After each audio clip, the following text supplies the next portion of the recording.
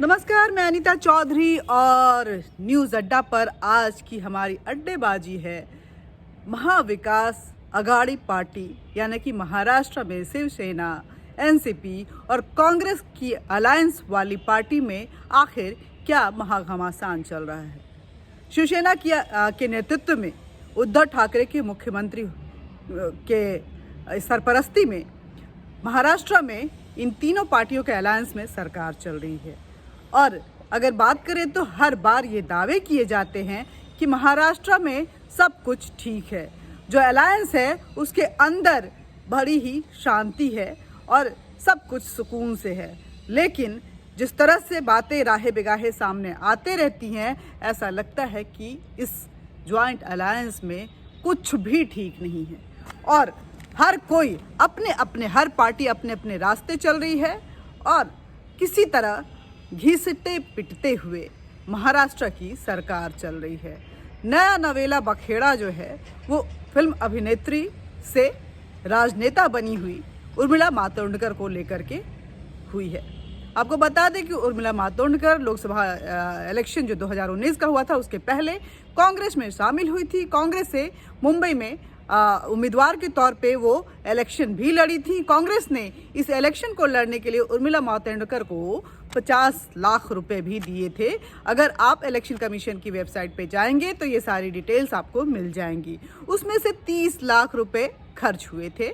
इस इलेक्शन के दौरान 20 लाख रुपए जो है वो बचे हुए थे। ये एक ज्वाइंट अकाउंट था जिसमें कि उर्मिला मातोंडकर और कांग्रेस के उस समय के जनरल सेक्रेटरी वो इस अकाउंट के साझेदारी में थे। लेकिन अगर 2020 में जब कोरोना काल आया तो उर्मिला मातोंडकर ने उस 20 लाख रुपए को महा अघाड़ी पार्टी के उद्धव ठाकरे वाली सरकार के सीएम रिलीफ फंड में दान में दे दिया। इस दान में जाते ही कांग्रेस में बवाल खड़ा हो गया है और कांग्रेस लगातार उर्मिला मातोंडकर से सवाल खड़े कर रही है। कांग्रेस का कहना है कि ये पैसे इलेक्शन लड़ने के लिए दिए गए थे। ऐसे में उर्मिला मातोंडकर ने अगर जो भी पैसा बचा था वो पार्टी फंड में वापस न करते हुए सीएम रिलीफ फंड में कैसे दे दिया। और उसके तुरंत बाद आपको बता दें कि उर्मिला मातोंडकर शिवसेना में शामिल हो गई थी। शिवसेना की तरफ से उनको मेंबर ऑफ लेजिस्लेटिव काउंसिल यानी कि एमएलसी के उम्मीदवार के तौर पे खड़ा भी किया गया था। हालांकि 12 उम्मीदवारों का नाम लिस्ट जो है वो सरकार को भेजा गया है और उस पर फाइनल अप्रूवल बाकी है। अब देखना ये होगा कि इस बवाल के बाद क्या उर्मिला मातोंडकर जो कि राजनीति में जबरदस्त आगाज करना चाहती हैं, कहीं उस पर इसका ग्रहण तो नहीं लग जाएगा, जैसे कि चुनाव हार कर लगा और उन्होंने कांग्रेस छोड़ने का ऐलान किया था। बता दें कि कांग्रेस जब उर्मिला मातोंडकर छोड़ी थी तो कुछ ऐसे वैसे नहीं छोड़ी थी। उन्होंने बाकायदा आरोप लगाया था कि कांग्रेस का वर्किंग कल्चर बहुत ही खराब है और लोगों को मेरी जीत से ज़्यादा मुझ में इंटरेस्ट था, ये पार्टी काम करने के लायक नहीं है। अब क्या बताएं, कांग्रेस की तो हर कोई बजाए हुए है। देखे तो कांग्रेस का बुरा हाल है। लोग इसमें शामिल तो होते हैं और फिर उसी का शोषण करके, इस पार्टी का शोषण करके उनको अलविदा कह देते हैं। ऐसे ही उर्मिला मातोंडकर ने भी अलविदा कह दिया। हालांकि ये महाराष्ट्र के लिहाज से उर्मिला मातोंडकर कोई पहली ऐसी राजनेता नहीं है जिन्होंने कि इस पार्टी को छोड़ा। इससे पहले महिला अगर कांग्रेस नेता की अगर बात करें महाराष्ट्र में तो ये दूसरा झटका है। पहला झटका जो है वो प्रियंका चतुर्वेदी ने बाकायदा दिया था।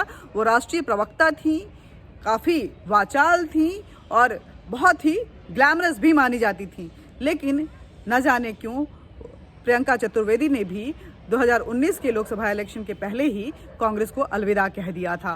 कांग्रेस पे सवाल खड़े हो रहे हैं और सवाल ये भी खड़े हो रहे हैं कि क्या शिवसेना जो है पैसे लेकर लोगों को अपना मेंबरशिप देती है और उसके बाद किसी पद के लिए उन्हें खड़ा करती है। क्या ये पैसे का लेन देन था जो उर्मिला मातोंडकर को शिवसेना में जगह मिल पाई और फिर उन्हें एमएलसी के लिए भी खड़ा किया गया?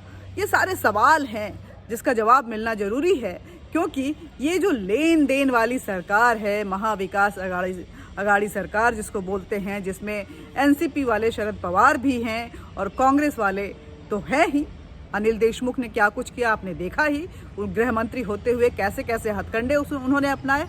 और अगर बात करें तो बाला साहब ठाकरे के सुपुत्र उद्धव ठाकरे तो हैं ही, जिनके पुत्र हैं आदित्य ठाकरे।